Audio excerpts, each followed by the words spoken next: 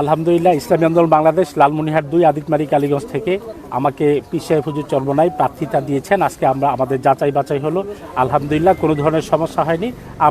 আমাদের মনোনয়নপত্র বৈধ হয়েছে আলহামদুলিল্লাহ। ইনশাল্লাহ আমি আশা করব আদিতমারি কালীগঞ্জবাসী ন্যায়ের পক্ষে, ইসলামের পক্ষে, ধর্মবর্ণ নির্বিশেষে ইনশাল্লাহ হাত পাখার পক্ষে থাকবে, এই প্রত্যাশা আমি করছি।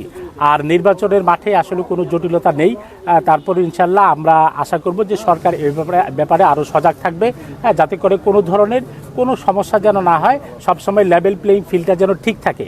এই ব্যাপারে আমাদের প্রশাসন যেন সবসময় সোচ্চার থাকে, সেই প্রত্যাশা করব। আসলে এটা হচ্ছে যে আমাদের কেন্দ্র এখনও চাচ্ছে যাতে করে আপনার একটা আসন সমঝোতার ভিত্তিতে আমরা নির্বাচন করতে পারি।